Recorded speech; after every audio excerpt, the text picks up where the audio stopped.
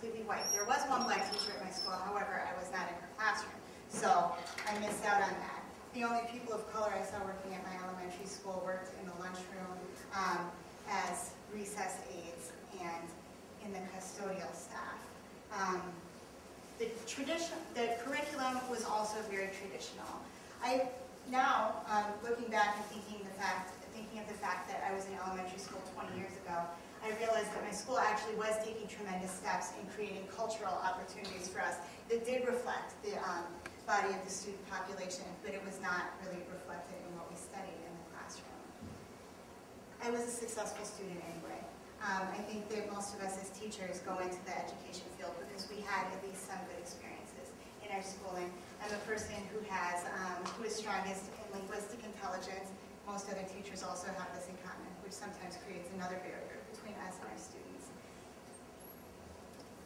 Am I talking really fast? Okay. I would love to see how my school has changed in 20 years, but I can't. My school is now closed. The district that I grew up in, like a lot of our bigger suburban districts, is very divided between the east side and the west side of the district. The west side of the district is wealthier suburbs. The east side of the district is lower income suburbs. That pattern has continued, or the divide between the two sides of that district has continued and grown larger. As populations declined in the district overall, some schools were closed. My school was on the east side, the less attractive side, and it was one of the elementary schools that's closed.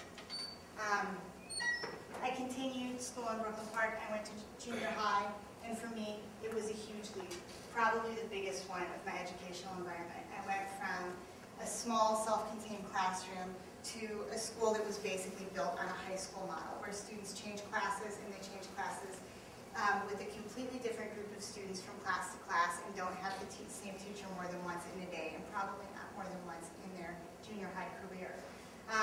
It was also very different socially. The diverse students who I attended elementary school with began to segregate along racial lines when we got to middle school. It was most evident, of course, in the lunchroom when you looked at the cafeteria tables and who sat where. There were Asian tables, there were black tables, and there were white tables. There was very little mixing. There was, however, a lot of fighting. Sometimes it was violent. At my junior high, there was an incident about 10 years down the line where a lot of attention came to the school because a student stabbed another student after school in a park across the street. So it wasn't a very safe and comfortable environment. I wonder now how much of that was due to the way the school was structured as a junior high, especially when I see the differences in that in the middle school that I currently work in. Same kind of student population, same ages. Bullying was common. I felt like it was sometimes ignored, perhaps because of the way the school was set up, perhaps also because the teachers didn't have the same amount of personal connection with the students that I've had in schools that I've worked in since then. Students were sexually active. Some students were pregnant in junior high. Drugs were available. There was a lot of interesting games. It was a very unhappy environment. I think that the school did not have a very good climate. Again, we studied a traditional curriculum, and our school was structured around traditional grades. I never had a close bond with a staff member in my years in junior high, despite the fact that I was a good student, did my work on time, and got good grades. I flew completely under the radar. It was very impersonal, and it was the beginning of my estrangement with the educational system. I went on to high school briefly to a traditional high school.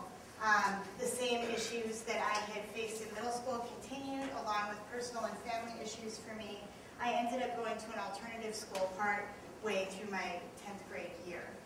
And my alternative school experience was completely different. It was a very small school with a few, somewhere around 100 students, very individualized programs of study because everyone started at different times and moved through the program at their own pace. It was also my first experience since elementary school with more of a whole person educational model. We had classes in life skills, job seeking skills, how to purchase a car, how to find a place to live, largely because a lot of the students who were attending the alternative school weren't expected to go on to high school, or or go on to college. So the academic focus lost some of its importance. However, we also had classes in health in a holistic manner, including mental health and emotional health. We had classes on how to have healthy relationships. It was a very unique educational model. And as I work now in a middle school and see how little of those services we provide for our students, I see also what a sore gap it creates in some of their lives. For me, it helped me to begin to develop some leadership qualities. With freedom and flexibility, I work to the top of my potential as opposed to the bottom of my potential, as I have been doing in a more traditional environment. I developed close and enduring relationships with my teachers. We had small classes.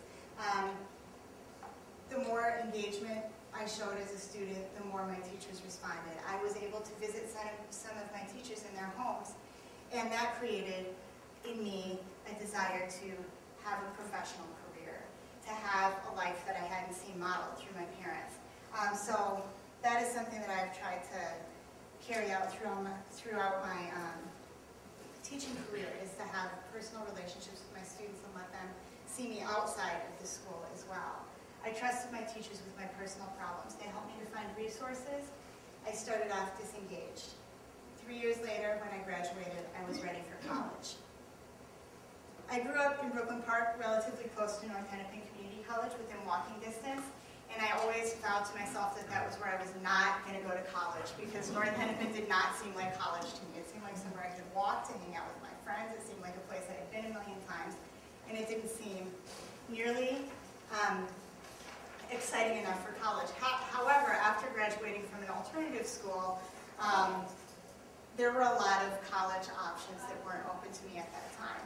A lot of college options that I didn't even really know existed. North Hennepin was close to home, and that's where I went. I attended community college in Brooklyn Park. It was a highlight of my overall education. I believe so strongly in the institution of community colleges. I think they provide so many wonderful opportunities for so many students from so many backgrounds. And the student body at the community college was incredibly diverse, racially and socioeconomically.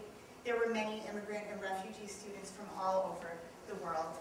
Students came to school at different phases in their lives, and many of them had families. Many of them had prior work experience in a variety of different fields, and it tremendously enriched the classroom environment, all the prior experience that those students brought. I participated fully in that school community. I served on the school diversity committee, was able to participate in the organizing of many cultural events while I went to school there. That was the beginning of my passion for cultural competence and for equity education. I accessed many